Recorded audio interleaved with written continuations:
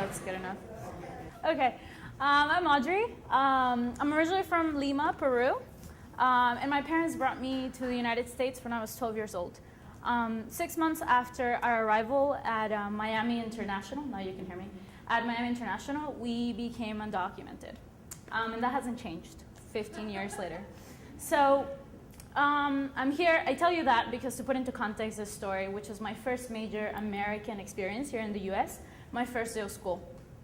And my first day of school, my father gave me one mission. He said, you must talk like an American, you must behave like an American, you must become like one of them. So there I was, 12 years old, and I had a mission. But I was already off to a really rough start because my mom had packed me this gigantic lunch bag. It was actually a mini cooler, okay? It couldn't even fit in the locker, that's how large it was. So I had to carry it around for the rest of the school day like a scarlet letter, okay? But there came lunch period, my favorite time of the day, even today as a grown woman. And I took out my lunch. And there it was, my mom had packed me homemade soup in a thermos, arroz con pollo, Peruvian, okay, rice and chicken, and a little tapper with the sauce that goes on top, which was onions, freshly squeezed lime juice, salt and pepper, and to top it all off, homemade rice pudding, okay? Now, you're probably thinking it was because it was a special occasion, right? Like, that is the first day of school. Not really. So, we're Peruvians, and if you've ever met any one of us anywhere in the world, you know that we love food, we love to talk about food, we love to remind you how Peru is known to be the culinary capital of Latin America, okay? We are the hashtag original foodies, okay? So my mother, and Peruvian mothers are supposed to be good at one thing, feeding their children, okay? And my mother was a great Peruvian mother. That was a normal lunch for me. So there was a lunch, I started eating deliciously and I did my food dance when I eat delicious food. And then all of a sudden I look around and I didn't know much English then, but I understood enough about human interaction to know that these kids sitting around me were making fun of me. They were pointing their fingers at me, they were holding their noses, and it was quite uncomfortable. So that night I went home and I just cried. Because I couldn't figure out why it was that I failed at the one mission I had, which was to fit in. And the second day, it happened again. And then at that point, I analyzed. And I realized that my food was making me different. So I begged my mom that weekend to make me an American lunch.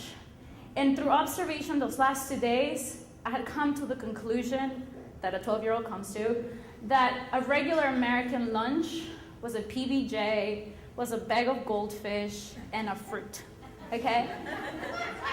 So there I was, and I will never forget this moment. Mom and I, it took us a whole lot of 2 to 3 minutes to make that sandwich.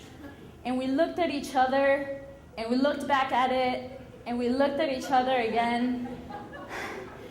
And she finally said what I was thinking the whole time. She said, "Is that it?"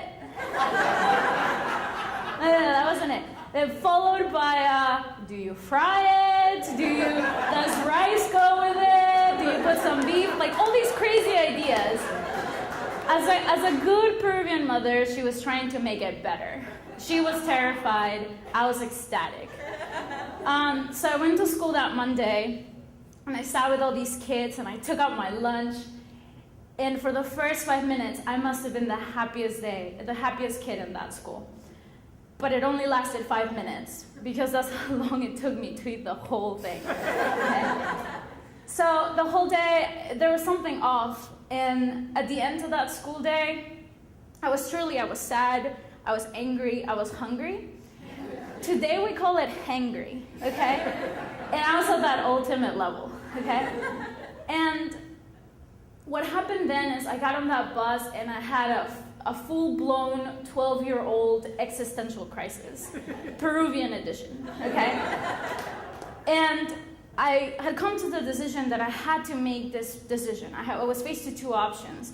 Either I could fit in, assimilate, but be unhappy.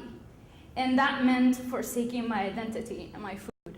Or say, screw it, I will find another way. And as I walked through the doors of my house and I smelled my mother's cooking, I realized that that decision was made for me.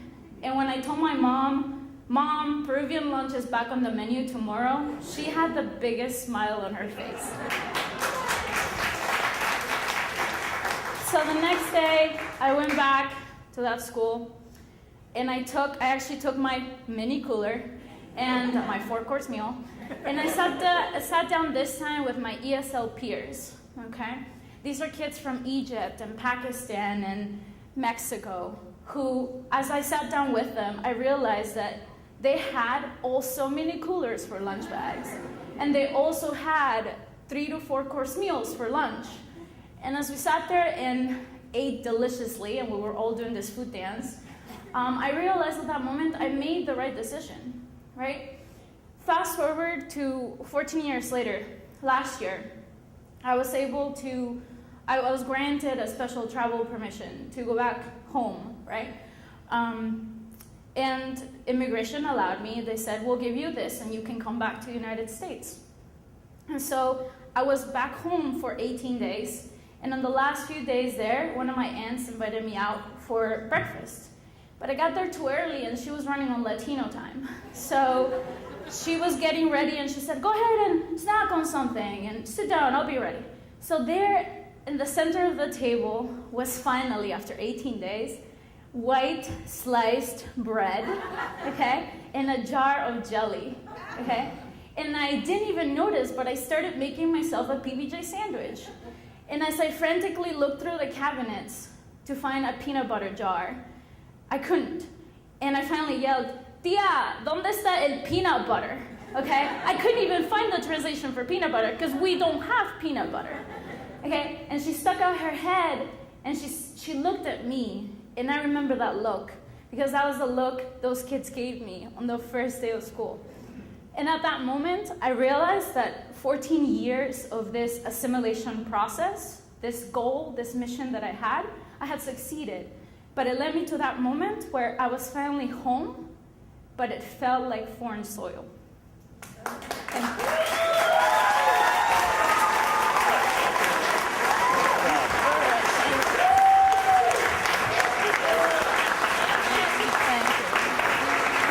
Super good, guys. Super.